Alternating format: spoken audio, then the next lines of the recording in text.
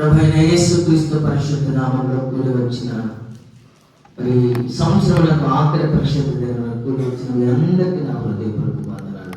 దేవుడు మిమ్మల్ని ఆశీర్వదించును గాక. ఆమేన్. ఈ సంవత్సరానికి ఆఖరి పరిశుద్ధ దేవుని ఒక ఆశీర్వాదపు మాట చెప్పాలని నేను ఆశించి మరి చాలా ఒకసారి చూడండి ఆశీర్వాదపు మాట అంటే ఏంటో చూద్దాం. దినవృత్తాంతాలు రాసిన మొదటి గ్రంథం ఆశీర్వాదపు మాట ఏంటో. దినవృత్తాంతాలు రాసిన మొదటి గ్రంథం 29వ అధ్యాయము 12వ వచనం. ఐశ్వర్యమును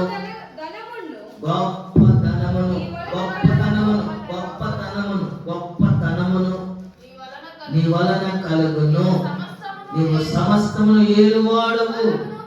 బలమును పరాక్రమము నిదానములు హెచ్చించువాడవును. అందరికి బలమిచ్చువాడవు నీవే.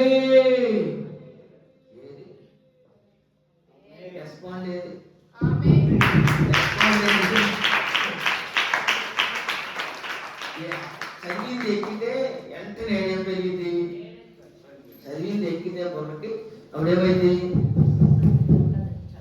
ఆ ఉద్యోగం వచ్చింది. ఇంకేగా అసలు మొదలైంది ఐశ్వర్యమును గొప్పతనమును ప్రభుకి పోతున్నాడు. దేవుని స్తోత్రం. అంటే ఎవరి వశంలో ఉన్నాయి? ఎవరి హ్యాండ్ లో ఉన్నాయి? ఆయన చేతిలో ఉన్నవి. ఆయన చేతిలో ఉన్నవి. ఆయన కుడి చేతిలో ఏముంది?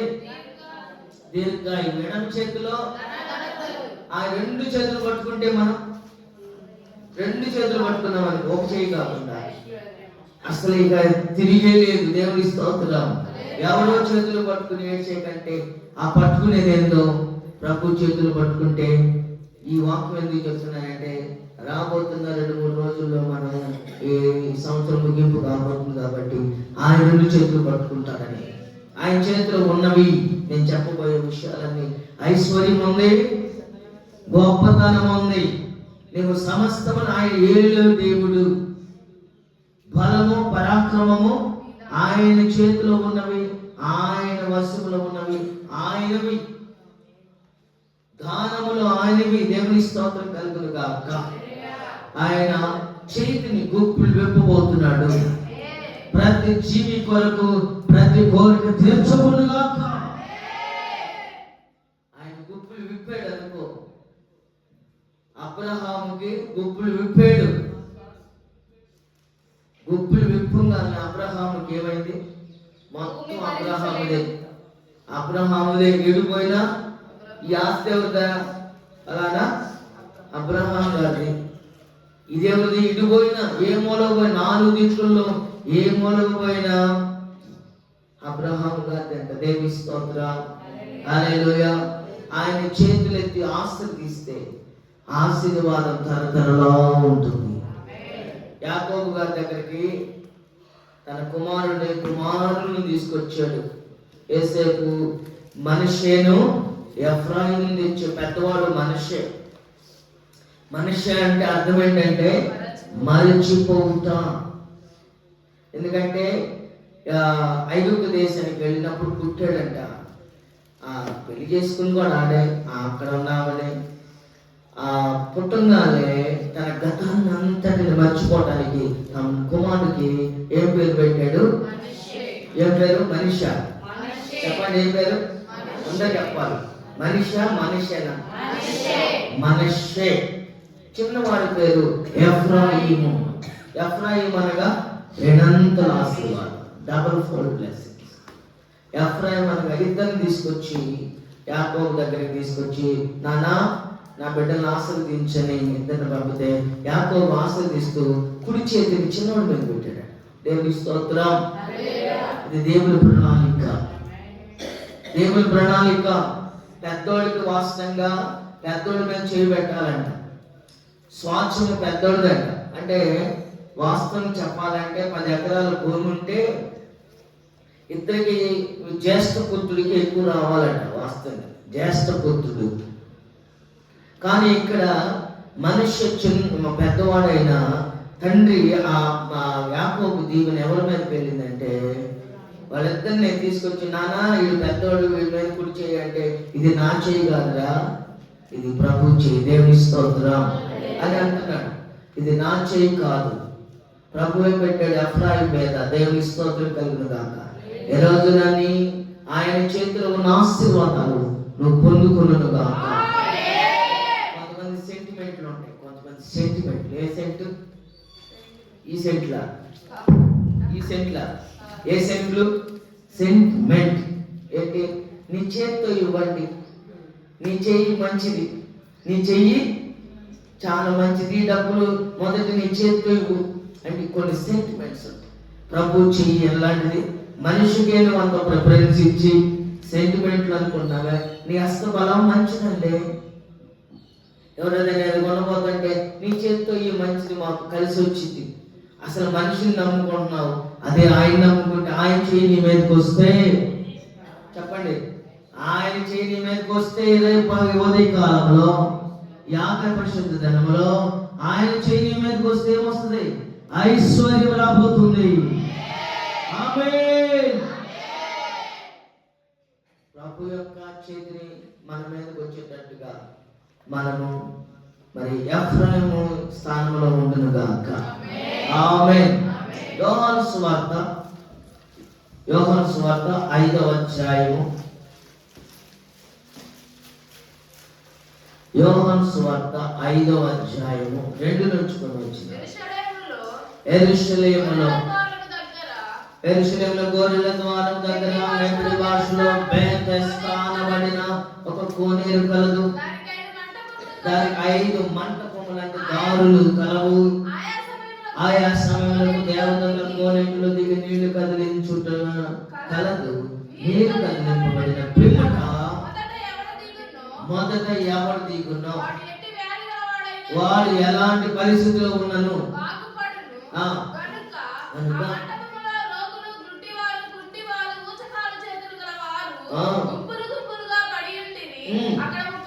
అది మనకు కావాల్సిన 5వ వచనం.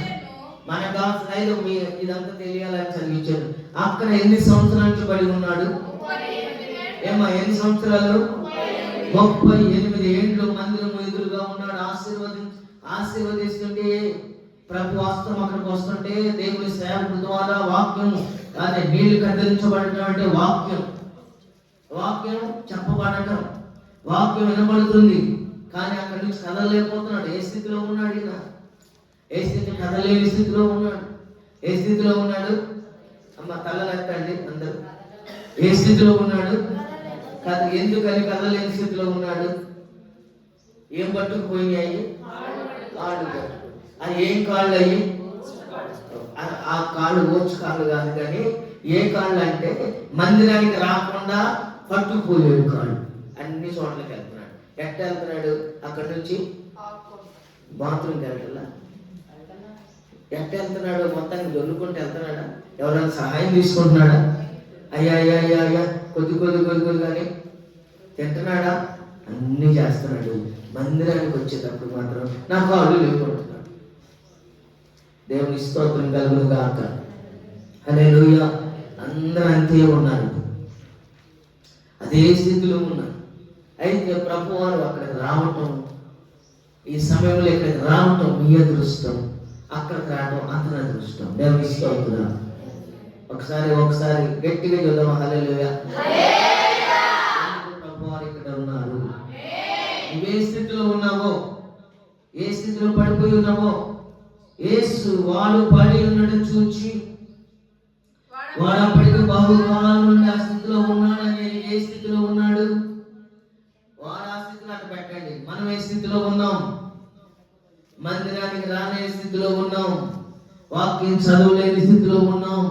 వాక్యం వినలేని స్థితిలో ఉన్నాం. దేవుని మాటను అంగీకరించలేని స్థితిలో ఉన్నాం. అన్ని వింటాం. ఏమైనా మొదటిగా ఏమైనా పేదరికం అడ్డం వస్తుంది. ఏందో మరి మాట వినటానికి, వాక్యం చదవడానికి పేదరికం అడ్డం వస్తుంది. డబ్బులు లేవండి, మా ఇంట్లో సరిగ్గా చదువుకోవట్లేదండి. వాక్యం చదవటానికి చదువుకోవడం కావాలా? ఈ వాక్యం చదివితే ఏ స్థితిలో ఉన్నామో ఆ స్థితి నుంచి లేవనెత్తబడబోతున్నాం. పడి ఉన్న స్థితి నుంచి లేవనెత్తడానికి మనం ఏం చేస్తున్నామంటే వాక్యం చదవట్లేదు. ఇక్కడ 38 ఏళ్ళ నుంచి చూస్తానే ఉన్నాడు, సేవకుడు వస్తున్నాడు, వాక్యం చెబుతున్నాడు, వాక్యం విన్నారు, విన్నవాడు బాగుపడుతున్నారు. కానీ అతను చూస్తున్నాడు, వింటున్నాడు, కానీ కదలలేకపోతున్నాడు. ఈ పాపములో పడిపోయాడు, రోగములో పడిపోయాడు. ఏ రోగము? శరీర సంబంధం కాదు, ఆ రోగం కాదు. మందిరానికి రాకుండా సాతానుగాడంట వాడికి తెగ ఉన్నారంట ఏజెంట్లు. రానివాడు, కూర్చొనివాడు, వెళ్ళనివాడు. 3 ఏజెంట్లు ఉన్నాడు వాడికి, 3 ఏజెంట్లు. రానివాడు, కూర్చొనివాడు. ఒకవేళ ఎట్టగట్ట పిగులుకుని ఎట్టగట్ట లోపలికి వస్తే నిన్నేం చేస్తాడు? కూర్చొనిడు. ఒకవేళ కూర్చున్నా ఏనొద్దు, నువ్వు ఎన్నవో బాగుపడతావద్దు, నా బిడ్డ, నువ్వు నా బిడ్డవి. సాతానుగాడు ఒక డ్రామా వేస్తే సాతానుగాడు కట్టాడంటాం. సాతానికి ఒకడు కట్టి ఎట్టగా డిసెంబర్ నెలలో మనం మొన్న వేసినట్టుగా అలా సిద్ధపడి అందరూ సాతానికి కట్టినవాడు భార్య ఇలాంటి మందిరానికి వచ్చిందంట, వచ్చి కూర్చుందంట. ఆ రోజు వాళ్ళు రిహార్సల్ చేసుకుని వస్తా ఆ వర్షం కొంచెం చినుకులు పడుతుంటే ఆ మందిరం దగ్గరికే వచ్చాడంట. వచ్చి ఇక్కడ సేవకుడు ఇలాగే వాకింగ్ చెబుతున్నాడంట. ఏమని చెబుతున్నాడంటే అప్పుడే సాతాను మాటలు చెబుతున్నాడు. ఏమని? వాడు నల్లవాడు, వాడు కరువాడు, వాడు అబద్ధికుడు, అట్ట వాకి సాతాను గాడు నల్లగా ఉంటారు, అట్ట ఇట్ట చెబుతుంటే వాడు కరెక్ట్గా వచ్చి నుంచున్నాడంట. వాడు వేసుకున్న రంగులు ఏమి ఇంటికి స్నానం చేద్దామని నిలబడంగానే కనపడంగానే ఎట్టున్నాడు? నల్లగా కనపడ్డాడు. ఇక్కడ తలుపు ఉందంట, పాస్టర్ గారంట ఇటు నుంచి వెళ్ళిపోయాడు, ఇటు నుంచి ఇటు వెళ్ళిపోయాడు. చూసి అమ్మో నేను చెప్పకుండా నీకు వచ్చాను, నాకు ఎందుకు వచ్చింది, వీళ్ళేం తక్కువ, మీరేం తక్కువ, వెనక్కి తిరిగి చూసారు. ఏమన్నా ఉన్నారు, మీరేం తక్కువ. చూడంగానే మీరేం చేశారు? ఒకరి మీద పడి మీరు కూడా పారిపోయారు. ఒక ఆమె ఉంది, ఆమె నిద్రపోతుంది, ఆమెకు తెలియదు అసలు ఈ విషయాలు ఏం తెలియదు, పట్టించుకోవడం. వచ్చిన దగ్గర నుంచి ఒకటే నిద్రపోగానే అందరూ వెళ్ళిపోయారు. నిద్రపోయారు. అప్పుడు మెలగ వచ్చింది ఆమె. దేవుని స్తోత్రం. అప్పుడు మెలగ వచ్చి చూసేసరికి ఎవ్వరు లేరు. సహోదరులు ఐక్యత కలిగి నివసించుట ఎంత మేలు, ఇదా సహోదరు ప్రేమ. నిద్రపోయి లేచి నన్ను వదిలిపెట్టారు అనగానే సాతానుగాడు లోపలికి వచ్చాడు. నేనేం నేను వదిలిపెట్టలేదు అన్నాడు. నిలబడి ఇద్దరు సంభాషణ జరుగుతుంది. ఇక ఏమో చూసి సాతానుగాడిని చూసి భయపడకుండా ఏమన్నంటే, సాతాను నీ మనిషిని నేను ఎన్ని అబద్ధాలు ఆడతాను. రోజు వచ్చి వాక్యం ఎందుకుగా నేను రోజు వాక్యం నిద్రపోతా, నేను ప్రశాంతంగా నిద్రపోతా. నీ మనిషినని ఇదిగో మొన్న మా ఆయన జేబులో 50,000 తీశాడు. ఆయన బాబు కొట్టుకులాడుతున్నాడు, 50,000 తీసి దాచి చేసుకున్నాడు. కాసేపుడికి మొత్తం చెప్పనిచ్చి పైన తీసేదట. ఎవరు? ఆడాయనే ఇంటికి తీసుకెళ్ళి ఇందులో తర్వాత కుక్కను కొట్టినట్టు కొట్టాడట. దేవుని స్తోత్రం కలుగును కాక. సాతానుగాడు లోపలికి వచ్చిన నువ్వు వినొద్దంటాడు, కానీ దేవుని వాక్కు వింటే ఈరోజు నీ స్థితి మార్చబడిపోతుంది. ఈరోజు నీవు ఐశ్వర్యము గొప్పతనమును పొందుకోబోతున్నావు. సాతానుగాడికి మనం ఐశ్వర్యం గొప్పతనం అయితే వాడి ఏడుపు. అందుకే మనల్ని ఏం చేస్తాడంటే నిద్రపుచ్చుతాడు ప్రశాంతంగా. నీకెందుకు, నువ్వు లోపలికి వెళ్ళిన నిద్రపో. వాడు ఆ స్థితిలో ఉన్నాడని ప్రభు వాడు ఎరిగి వచ్చి ఉన్నాడు. అక్కడ ఆ బహుకాలం నుండి ఆ స్థితిలో ఉన్నాడని ఎరిగి అప్పుడు అడుగుతున్నాడు, స్వస్థపడగోరుచున్నావా అని వాడు అడగా, అవునయ్యా అంటలా. ఏమన్నాడు? సాగు చెబుతున్నాడు చూడు, సాగు చెబుతున్నాడు చూడు. ప్రార్థనకు రాలేదంటే చెబుతాగా. ఆ రోగి ఏమన్నాడు? అయ్యా ఇదిగో ఇది సాకే. ప్రార్థనకు రాలేదంటే ప్రార్థన టైం అయిపోయింది, ప్రార్థనకు రాలేదంటే జ్వరం వచ్చింది, ప్రార్థనకు రాలేదంటే తలనొప్పి వచ్చింది, ప్రార్థనకు రాలేదంటే మళ్ళీ మొత్తం తిరిగి వస్తాం, ఊరంతా తిరిగి వస్తాం, దేశం అంతా తిరిగి వస్తాం. ఇక చెబుతున్నాడు చూడు, అయ్యా నీళ్లు కదిలింపబడినప్పుడు నన్ను కోనేటిలో తీసుకెళ్ళి దొల్లుకుంటూ వెళ్ళినా కోనేట్లో పడతాడు. అమ్మ తల ఎక్కండి. దొల్లుకుంటూ పోయినా కోనేట్లో పడతాడు. కానీ ఏం చదువుతున్నాడు? సాగు ప్రభువు తెలీదా? అందరిని ఎరిగినవాడు, ఆంతర్యము ఎరిగినవాడు. సాగు చెబితే పచ్చి అబద్ధం అంట. ప్రభువు చెబుతున్నాడు. మనము దేవుని దగ్గర నుంచి ఐశ్వర్యం ఎలా పొందుకుంటామంటే ఎవరికి ఇస్తాడంటే, సాగు లేకుండా ఈ సంవత్సరం అంతా నువ్వు 52 ఆదివారాలు కష్టపడిన వారిని దేవుడు ఐశ్వర్యవంతులుగా చేయబోతున్నాడు. ఒక్క ఆదివారం కూడా మానుకోకుండా జ్వరం వచ్చినా దొల్లుకుంటూ వచ్చావా? మోషన్ చదువుతున్నా కానీ వచ్చావా? తలనొప్పిగా వచ్చావా? ఏ పరిస్థితుల్లో ఉన్నా నేను మందిరాన్ని విడవనని వచ్చిన వారిని దేవుడు ఐశ్వర్యములు గొప్పతనం చేయబోతున్నాడు. ఆయన చేతిలో ఉన్నాయి. ఎవరి చేతిలో ఉన్నాయి? ఎవరి చేతిలో? ఇంగ్లీష్ బైబిల్లో ఉంది కరెక్ట్గా. ఆయన చేతిలో ఉన్నాయండి. దేవుని స్తోత్రం. హల్లెలూయా. ఈ రోజున ఆయన చేతిలో ఉన్నాయి. నా తండ్రి నాటని మొక్కది ఎదగదు. మనం తండ్రి చేత నాటపడాలి. ఎలా? వాక్యమై దేవుడై ఉన్నాడు. ఈ వాక్యం ద్వారా మందిరములో నువ్వు నాటపడాలి. ఎట్లా నాటపడాలి? లోతుగా నాటపడాలి. పైన నాటపడితే ఏమవుతావు? విత్తనాల యొక్క ఉపమానం ఉంది. రాతి నేలను పడిన విత్తనాలు ఏమైనా, కంచిలో పడ్డ విత్తనాలు ఏమైనా, త్రోవ ప్రక్కన పడిన విత్తనాలు ఏమైనా, ఇవన్నీ పోయినాయి. కానీ మంచి నేలను పడిన విత్తనము ఆ మనసు అంట యోగ్యమైన మంచి మనసు అంట. దేవుని స్తోత్రం. యోగ్యమైన మంచి మనసుతో వాక్యమును విని వాక్య ప్రకారంగా నడవడానికి మీరు అడుగులు వేస్తే శిరస్సు వంచి దేవుడు నిన్ను హెచ్చించబోతున్నాడు. నూరంతలుగా హెచ్చించబోతున్నాడు. ఐశ్వర్యం అంటే అక్కడి నుంచి వచ్చింది. దేవునికి స్తోత్రం కలుగును గాక. హల్లెలూయా. నువ్వు ఏ స్థితిలో ఉన్నావో ఆ స్థితిలో వచ్చి దేవుడు లేవనెత్తబడాలి. ఇంకా పాత సంవత్సరంలో ఉన్నావా? ఈ ఆఖరి పరిస్థితి కూడా ఒక తీర్మానం ఉంచుకోవాలి. ఏం తీర్మానం అంటే, 51 ఆదివారాలు దాటిపోయిన ప్రభా, కొన్ని ఆదివారాలు రాలేదు, నేను నా సొంత పనుల్లోకి వెళ్ళిపోయాను. తీర్మానించుకుందాం, రాబోతున్న సంవత్సరం ఒక్క ఆదివారం కూడా నేను మానుకోను. ఒక ఆదివారమే కాదు, నియామక గుడికలు నేను మానుకోను. ప్రతిదీ నేను నీ సన్నిధిలో నేను బ్రతుకుతాను. దేవుని స్తోత్రం. హల్లెలూయా. ఒకసారి ద్వితీయోపదేశకాండం 7వ అధ్యాయము, ద్వితీయోపదేశకాండం 7వ అధ్యాయము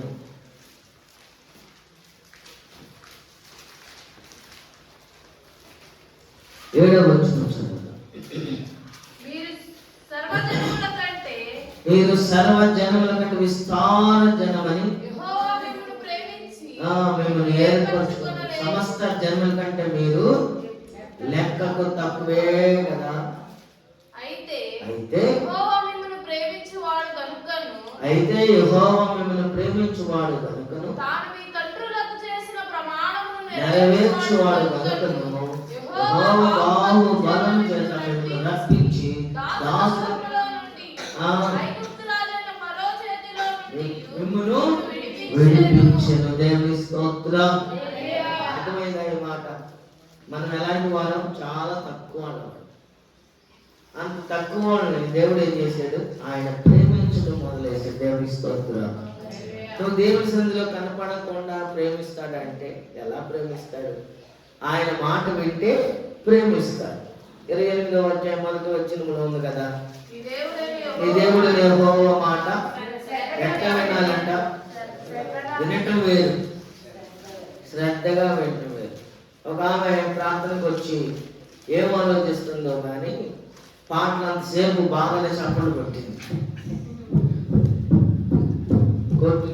బాగానే కొట్టింది. వాక్యానికి లేచా, ఇక అప్పుడే గుర్తొచ్చింది, కోరసట్టి ఆడబెట్టి వచ్చాను, కోరసట్టి ఆడబెట్టి వచ్చాను. చూసావా? వాక్యానికి లేచేసరికి ఏమో గుర్తొచ్చింది, పాటలు అంతసేపు గుర్తొచ్చినా వెళ్ళి పెట్టి వచ్చేది. కోరసట్టి ఆడబెట్టి వచ్చాను. సరే వెళ్ళి కబుక్కునన్నా చూసి వచ్చిందా? కోరసట్టి ఆడబెట్టి వాక్యం అంతసేపు కోరసట్టి ఆడబెట్టాను. బాగా ఇదే ఆలోచనలో పడింది. కానీ వాక్యం వైపు వింటుంది కానీ, చూస్తుంది కానీ మనసు ఎక్కడ ఉంది? మనసు ఎక్కడ ఉంది? ఎక్కడ ఉంది? ఏమా అబ్రహాం కోసెట్ మీద, అబ్రహాం లేదు, అబ్రహాం కోసెట్ మీద ఉంటే వాక్యం అంతసేపు ఆలోచించి ఆమె నన్నాక అవునులే పైన లోపల పెట్టేగా అప్పుడు గుర్తొచ్చింది. మొత్తం పోయింది వాక్యం. కానీ మేమేమనుకుంటాం? అల్లి చెప్తుంది, అల్లి కూడా చెబుతుంది, అన్ని బాగానే ఉన్నాయి. మనసు ఎక్కడ ఉంది? దాన్ని శ్రద్ధగా అంటారా, వింటున్నారంటారా? వింటున్నారు కానీ లోపల ఏం లేదు, శ్రద్ధ లేదు. వింటున్నట్టు చూస్తూ ఉంటాం. మనిషి ఎట్లా చూస్తాం? మనసు ఎక్కడ ఉంటుందో మనసు ఉండాలి. ఏముండాలి? నీవు నీ దేవుడే యెహోవా మాట ఎలా వినాలి? శ్రద్ధగా వింటే అప్పుడు దేవుడు నిన్ను ప్రేమించడం మొదలు పెడతాడు. దైవ సన్నిధికి వచ్చిన నీవు ఈరోజు ఏం పొందుకుని వెళ్తున్నావో దాన్ని హృదయంలో పెట్టుకుంటే అప్పుడు దేవుడు నిన్ను ఇక భూమి మీద ఉన్న జనముల కంటే నిన్ను హెచ్చి పెడతాడు. ఆయన చేతిలో ఉన్నాయి కానీ మనం ఏం చేస్తున్నాం? ఆనాళ్ళకి అప్పు చూస్తున్నాం. మీరు తీసుకోండి లేదు, నాకు వద్దులే, తర్వాత వస్తాలే. నువ్వు వచ్చేసరికి వేసేవలాగా ఏముంటాయి? ఏమో ఆలస్యము, కొన్ని ఏమో ఆలస్యం ఆశీర్వాదం, కొన్ని ఆలస్యం చాలా నష్టం. వేసావు ఆలస్యం చేయటం వల్ల ఏమయ్యాడు? దీవులన్నీ ఆమెకెళ్ళి యాకోబు కనిపెట్టుకుని ఉన్న గుడారవాసి అనగా దేవుని యొక్క బిడ్డ అనమాట. దేవుని సన్నిధిలో కనిపెట్టుకుని ఉండేవాడు. ఏసేవేమో లోకం దిగుతా ఉండేది. ఎప్పుడు లోకంలో ఎప్పుడు ఏడుండేవాడు? ఆదివారం వచ్చిన ఏడుండేవాడు? లోకంలో పని పని పని పని, వేట వేట వేట వేట వేట మాసం ఉండేవాడు. యాకోబు ఇంట్లో కనిపెట్టుకున్నాడు వాళ్ళ దీవులన్నీ ఎవరికి వెళ్ళి. మనం కూడా ఆదివారం కూడా వదిలిపెట్టాం. అరే దేవుని సన్నిధి ఇది, ఈరోజు నేను కనీసం శనివారం వెళ్ళలేదు, ఆదివారం అని వెళ్ళాలి మొదటగా అని 500 600 ఇచ్చే దానికి పరిగెత్తుతున్నాం. దేవుని సన్నిధి కనిపెట్టుకుంటే 500 600 ఆయన ఇచ్చేది. 500 ఇస్తే మనమేం బ్రతకాలం? నీవు గొప్పతనం ఐశ్వర్యమును ఎవరినంటారు? ఐశ్వర్యములంటున్నాను. ఎవరినంటారు ఐశ్వర్యవంతులని? ఎవరినంటారంటే వాళ్ళకి ఎన్నో వేల ఎకరాలు కోట్లు ఆస్తున్న వాళ్ళని ఏమంటారు? నువ్వు 500 సంపాదించి ఎన్నాళ్ళు సంపాదించి చూద్దాం. నువ్వు 500 5 నిమిషాలు పట్టదు. నువ్వు వస్తా జేబులో పెట్టబోయి లేకపోతే ఇంకో చోట పెట్టబోయి ఏమైంది? కింద పడిపోయింది. 500 కాస్త పోయా. వస్తా ఇప్పుడు ఆ డాక్టర్ గారి దగ్గర ఇది వరకు అయితే 10 రూపాయలు ఇస్తే ఆయన రోగం తగ్గేది, 10 రూపాయలకి జ్వరం తగ్గేది. ఇప్పుడైతే మన డాక్టర్ గారు అయితే ఈ షో నుంచి మినిమం 1000 రూపాయలు అన్న వాళ్ళగా కాస్ట్లీ డాక్టర్లు. ఇప్పుడు జ్వరం, ఇప్పుడు నువ్వు సంపాదించిన 500 ఏమో దేవుడు ఆస్తులు తీస్తే ఐశ్వర్యవంతులుగా మార్చబడతావు. ఎబ్బేజ్ ఉన్నాడు. ఎబ్బేజ్ తన తల్లి వేదనలో ఉంది, సమస్యలో ఉన్నారు, శోధనలో ఉన్నారు, పేదరికంలో ఉన్నారు. అన్నదమ్ములు విడిచిపెట్టేశారు, త్రోసి వేశారు, నెట్ వేశారు. 4 పచ్చండి దినవృత్తాంతాలు రాసిన మొదటి గ్రంథం 4వ అధ్యాయము 10వ వచనం 4 మాటలు ఉన్నాయి. నిశ్చయముగా నన్ను ఆశ్రదించు ప్రభువా. చెప్పండి నాతో పాటు చెప్పండి. రియాలిటీగా చెప్పండి. అంటే ఫోన్ మీద రియల్ అని ఉంటుందా? రియల్ అంటే అది రియల్మీ. నన్ను నమ్ము, నన్ను నిజం చెబుతున్నాను. నేను చెప్పేది నిజమని. ఇప్పుడు నువ్వు కూడా నిజం చెబుతావా? నిశ్చయముగా నన్ను ఆశ్రదించు ప్రభువా. నా సరిహద్దులు విశాలపరచండి ప్రభువా. నీ చేయి నాకు తోడుగా ఉంచండి ప్రభువా. కీడుల నుండి నన్ను తొలగించండి. ఇది ఎవరు ప్రార్థన? ఎబ్బేజ్ ఏ స్థితిలో ఉన్నాడు?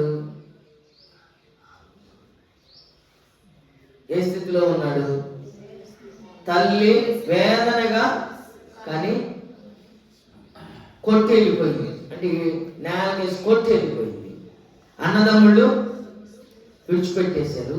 ఎవరిని ఆశ్రయించాడు? నిన్నాశ్రయించిన వారిని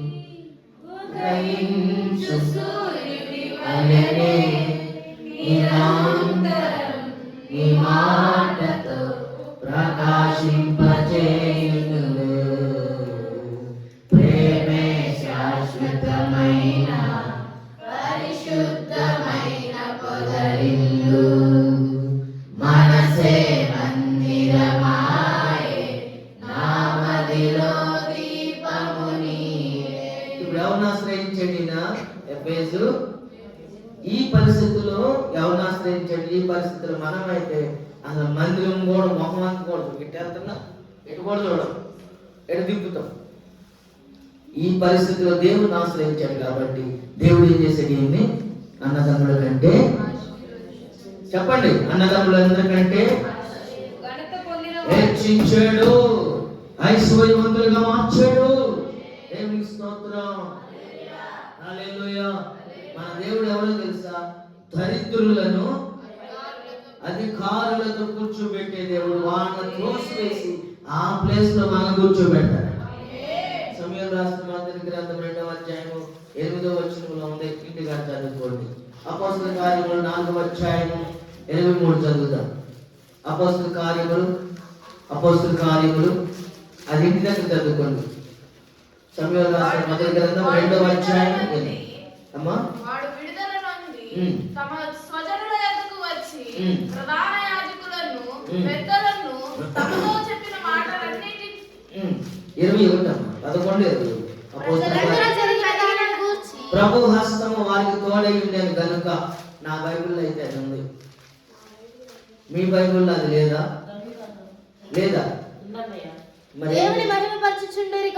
మళ్ళా చదవండి. ప్రభు హస్తము, ప్రభు చెయ్యి మనకు తోడుగా ఉంటే నమ్మిన వారు అనేకులు ప్రభు తట్టు తిరిగిరి. దేవుని స్తోత్రం. ప్రభు హస్తము మన మీద ఉండును గాక. చెప్పండి, ఆమేన్ చేద్దామా? ప్రభు హస్తము మన మీద ఉంటే ఇక సమస్తము ఆశీర్వాదమే.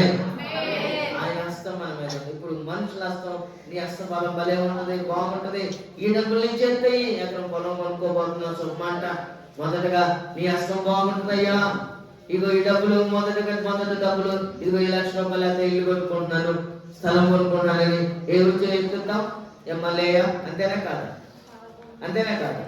ఇప్పుడు ఏదైనా స్థలం కొనుక్కుంటుంటే ఎవరికి చెప్తాం? నీ హస్తం బాగుంటుంది, ఈ 1,00,000 మొదటి 1,00,000 ఇవ్వా అంటారా లేదా? ప్రభు హస్తం ఎలాంటిది? ఇప్పుడు మనకు తోడుగా ఉండదు కాక. ప్రభు హస్తం మనకుంటే నువ్వు సమాజంలో ఉన్నా, సంఘములో ఉన్నా, స్వంత వారి మధ్య అయినా సరే దేవుడు నిన్ను ఘనపరుస్తాడు. ప్రభు హస్తం నీ తోడుగా ఉంటే ఎఫెసును ఘనపరచిన దేవుడు నిన్ను ఘనపరచును గాక. సొంత వారు మన ఘనపరచబడుతుంటే అస్సలు ఇష్టపడ. ఏదైనా డబ్బులు కావాలంటే వస్తారు మళ్ళీ, ఇప్పుడు ఇష్టపడరు. అయినా కానీ దేవుడు మన ఆస్వాదించి డబ్బులు పెట్టాడనుకో, అప్పుడు ఎట్టొస్తారు? స్వీట్లు, ఆర్లు, ఫ్రూట్స్ తీసుకుని నీ ఇంటికి వస్తారు. బెల్లం ఉన్న చోట నీ దగ్గరకు వద్దన్నా కానీ నీ దగ్గర కనిపెట్టుకుని ఉంటారు. దేవుని స్తోత్రం. అందుకని నేను కోరుకునేది ఏంటంటే, రాబోతున్న దినాలంటే ఇంకా 2-3 రోజుల్లో కొత్త సంవత్సరం, మనందరిని దేవుడు అంట ఇచ్చేవారికి చేయనుగాక. మన శత్రువు మన దగ్గరకు వచ్చిన, మనకి ఎంత కీడు చేసినోడైనా నీ దగ్గరకు వచ్చినప్పుడు ప్రభు నిన్ను నాశనం చేస్తున్నాడు కాబట్టి వారికి నువ్వు సహాయం చేయి. ఆమేన్ చెప్పవా? చెయ్యి. లేవనుకో, ఉంచుకుని లేవనుకో. నిజంగా లేకపోతే లేవని చెప్పు, కానీ ఉంచుకుని లేవని చెప్పు. 100 రూపాయలు ఉన్నాయి అనుకో, వచ్చారా? అయ్యా నా దగ్గర 100 ఉన్నాయి ప్రస్తుతం, ఇప్పుడు జేబులో 10,000 ఉన్నాయి నా జేబులో, ఇదిగో 5,000 తీసుకో, 5,000 నా దగ్గర కావాలని అలా చెయ్యి, దేవుడు మనల్ని 10,000 నీ జేబులో ఇస్తాడు. దేవుని స్తోత్రం. నువ్వు 5,000 ఇచ్చింది 10,000 వేస్తాడు. నువ్వు 10,000 ఇస్తే నువ్వు 20,000 జేబులో ఎండ వచ్చేస్తే. ఇదంతా సీక్రెట్. 10,000 రాగానే నా జేబులో పెట్టుకుని దాచుకుని నా దగ్గర రూపాయి కూడా లేవన్నావు అనుకో, రూపాయి లేకుండానే చెప్తాడు. విశ్వాసంతో ధారాళంగా ఉండు. దేవుడు గుప్పిళ్ళు విప్పబోతున్నాడు. గుప్పిళ్ళు విప్పబోతున్నాడు. ఆయన గుప్పిళ్ళు విప్పితే ఎలా ఉండదంటే మామూలుగా ఉండదు. దేవుని స్తోత్రం. హల్లెలూయా, హల్లెలూయా.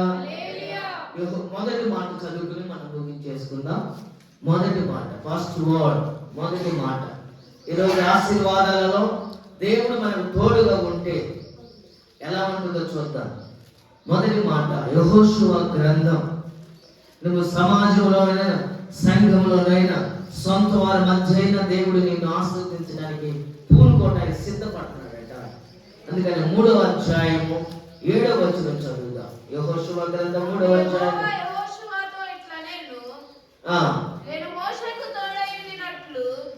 నేను మోషేకు తోడై ఉండునట్లు నీకు తోడై ఉంటాను. దేవుని స్తోత్రం. హల్లెలూయా. ఇది మొదలుకొని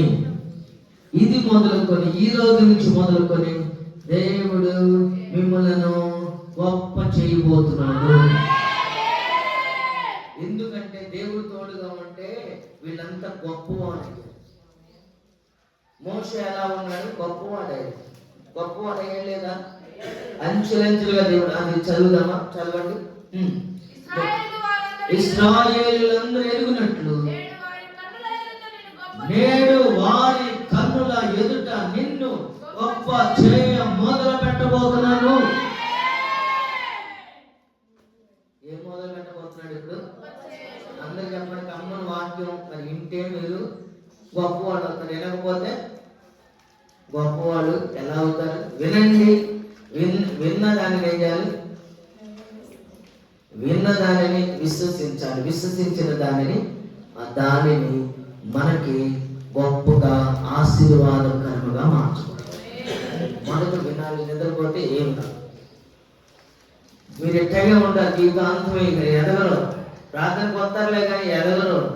ఇదిగో మీరు ఎదగాలంటే ఇది మొదలుకొని ఫ్రమ్ బిగినింగ్ ఇవాళ నుంచి 30వ తారీఖు 12వ నెల 2025 సంవత్సరం మొదలుకొని 29వ తారీఖు 12వ నెల ఈ రోజు నుంచి మొదలుకొని ప్రభు మిమ్మల్ని హెచ్చించడానికి మొదలుపెట్టునుగాక.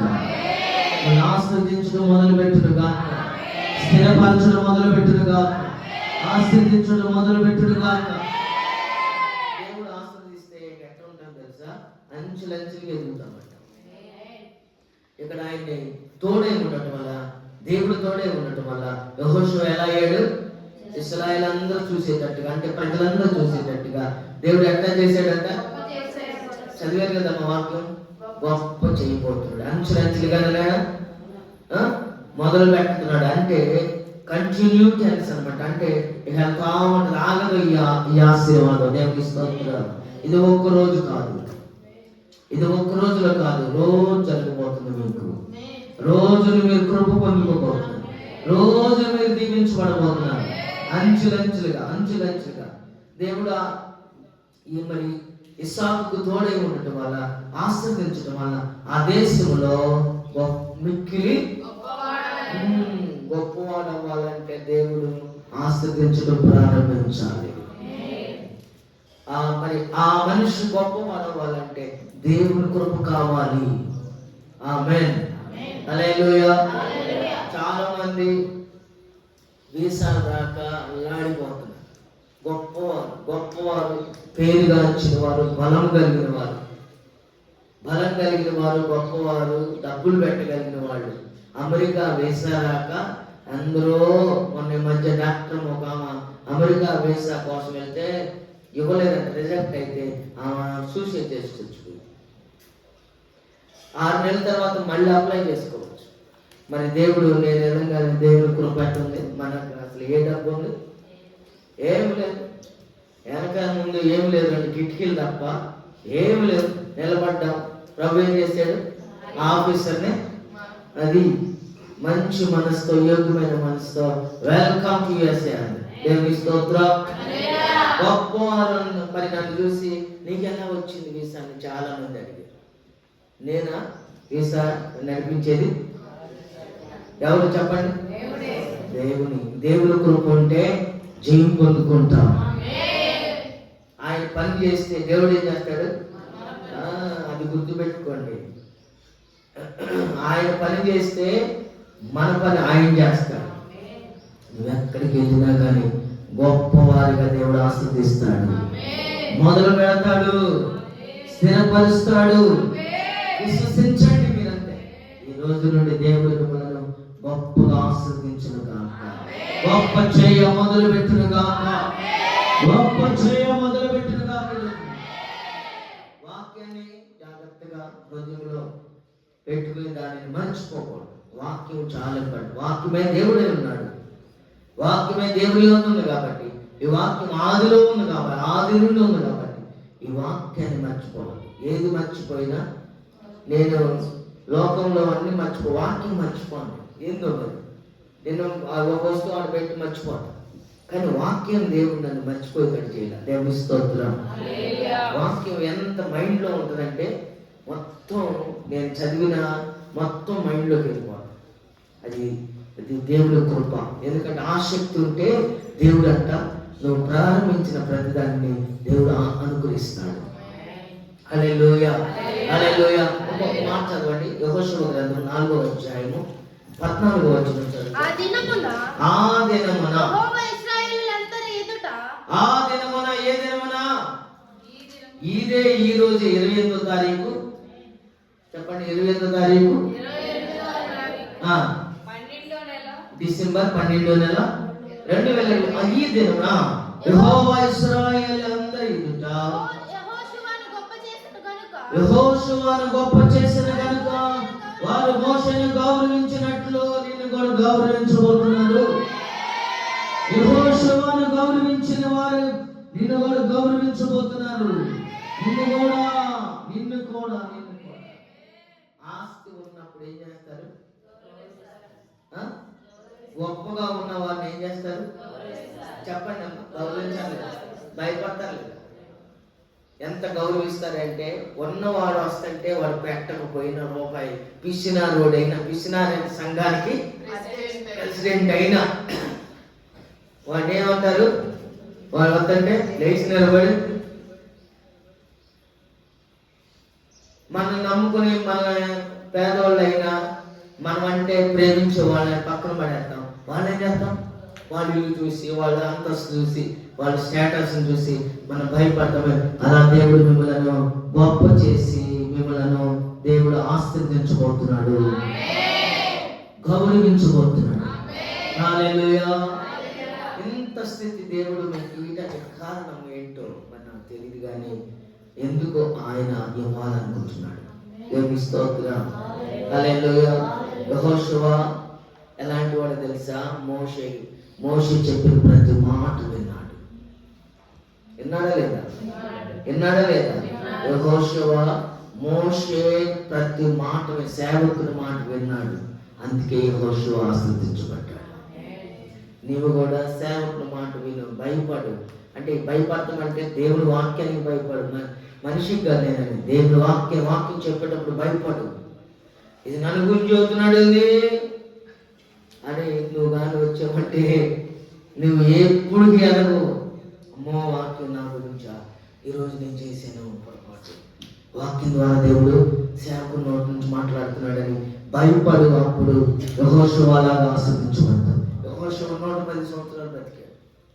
యెహోషువ 110 బ్రతికాడు. అలా నిండు దీర్ఘాయుతో నువ్వు కూడా బ్రతకబోతున్నావు. ప్రారంభ పరిచారకుడిగా వచ్చాడు యెహోషువ. జాషువా ప్రారంభం ఎలా వచ్చాడు? మొదటి అధ్యాయం 1వ వచనంలో ఉంది. యెహోవా సేవకుడైన మోషే మృతి నొందిన తరువాత యెహోవా నూను కుమారుడను మోషే పరిచారకుడైన యెహోషువకు ఇలా పరిచారకుడు ఉందా లేదా? ఉందా? పరిచారకుడిగా వచ్చాడు, దేవుని దాసుడుగా ముగించబడ్డాడు. ఆమేన్. మనం పరిచారకులు ఉండాలి. మనం ఎంత దేవుడి స్థితి ఇచ్చినా దేవుని మందిరం ఎలాగ ఉండాలి. చాలా మేము అమెరికా ఉన్నాం కాబట్టి చాలా 9 దేశాలు దేవుడు నన్ను తీసుకుని వెళ్ళేటట్టుగా దేవుడు చేశాడు. అనేకమైన మందిరాల్లో చూశాను. వాళ్ళు ఏ స్థితిలో ఉన్నా వాళ్ళు ఎలా ఉంటారో తెలుసా, తగ్గించుకుని ఉంటారు. పరిచర్య సేవకునికి పరిచర్య చేస్తారు, పరిచర్య చేసే కార్యక్రమాలు చేస్తారు. ఒక ఆయన అయితే ఆఫీసర్ అంట, పెద్ద ఆఫీసర్, భోజనాలు తిన్న ప్లేట్లు చేస్తున్నాడు. మనమైతే బ్రాస్లెట్లు పెట్టుకుని పెట్టుకుని కాలు మీద కాలు వేసుకుని అబ్బో మన స్థితి చూపిస్తాం. వాళ్ళు దేవుడు నన్ను ఈ స్థితికి తీసుకొచ్చి దేవుడేనని దేవుడి మందిరానికి వచ్చేప్పుడు సాధారణంగా వచ్చి ఎలా ఉన్నాడంటే చిన్న ప్లేట్లు ఏం చేస్తున్నాడు, తీస్తున్నాడు. దేవుని స్తోత్రం కలుగును గాక. ప్రారంభం పరిచారకుడు అంటే ప్రారంభంలో నీ స్థితి కొంచెమైనను తొదకు నిన్ను మహా అభివృద్ధిగా చేయబోతున్నా. హల్లెలూయా.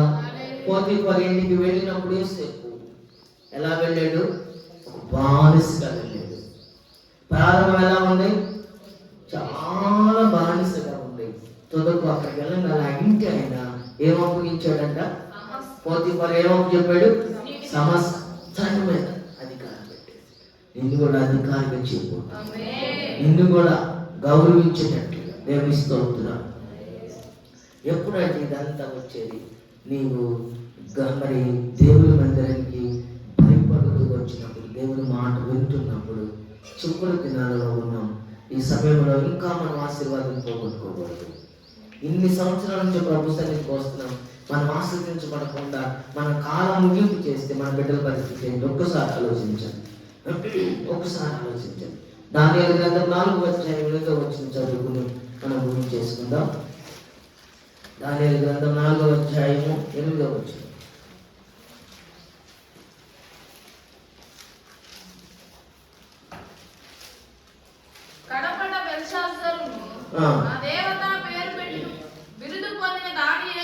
ఏం పెట్టారు ఇప్పుడు దానియేలుకి? ఏం పేరంట చెప్పండి అందరూ. బిరుదు ఆయన పేరు. ఏం పేరు పెట్టారు? ఏమా చెప్పండి అమ్మా. బెల్తెషాజర్. ఎవరు పెట్టారు? రాజు గారు ఇష్టపూర్వకంగా పెట్టారు. బిరుదు, డాక్టరేట్ అంటారు. డాక్టరేట్ బెల్తెషాజర్ అని పెట్టాడు. దేవుని స్తోత్రం కలుగును గాక. ఎందుకనంటే దానియేలు గొప్పవాడిగా మిగిలిపోయాడు ఆ దేశంలో. రాజుగారు సైతం గడగడలాడిపోతున్నాడు. ఎందుకంటే గొప్పవాడు. దేవుడు దానియేలుని ఏం చేశాడంట, గొప్పవాడిగా చేశాడు. దేవునికి స్తోత్రం కలుగును గాక. హల్లెలూయా, హల్లెలూయా. గొప్పవాడిగా చేయను గాక. హల్లెలూయా. 18వ వచనం చదువుకుందాం. 18వ వచనం. బెల్తెషాజరు, నెబుకద్నెజరు నాకు కలిగిన దర్శనం ఇదే,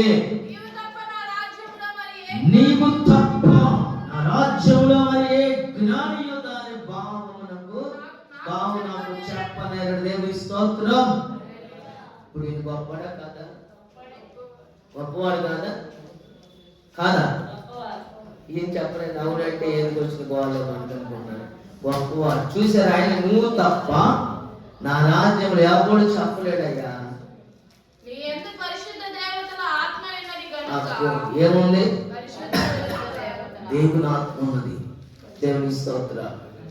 దేవుని ఆత్మ కలిగి ఉన్నాడు కాబట్టి గొప్పవాడుగా దేవుడు సిద్ధపడి, దేవుని ఆత్మ ఎంతలో అయితే ఉంటుందో అందరు దేవుడు గొప్పవాడుగా చేయబోతున్నాడు. ఆదికాండం 49వ అధ్యాయం ఒకసారి చేయండి. ఆదికాండం 49వ అధ్యాయము 8వ వచనం చదువుకుందాం. యోదా, నీ సహోదరులు నిన్ను స్తుతించెదరు, నీ చెయ్యి నీ శత్రువుల మెడ మీద ఉండును. దేవునికి స్తోత్రం. హల్లెలూయా. నీకు సాగిలపడబోతున్నాడు. దేవుడు అంతగా నిన్ను స్థిరపరిచి ఆశీర్వదించబోతున్నాడు. హల్లెలూయా. అందరూ చూద్దామా? ఇప్పుడు చెప్పండి, ఐశ్వర్యము గొప్పతనము దేవుడిని మీకు అనుగ్రహించబోతున్నాడు. ఇంకా చాలా ఉన్నాయి, ఇంకేమున్నాయి. సొలొమోను గురించి చాలా ఉన్నాయి. ఇంతవరకు చాలు. దేవుడు ఈ మాటలను ఈ ఆఖరి సంవత్సరాలకు ఆఖరి పరిశుద్ధ ధర్మ దేవుడు ఇంత గొప్ప మాటలు ఇచ్చిన దేవునికి కృతజ్ఞతలు ఉన్నాయి. ప్రభు ఈ మాటలు మన హృదయంలో స్థిరపరచును గాక. చెప్తాం.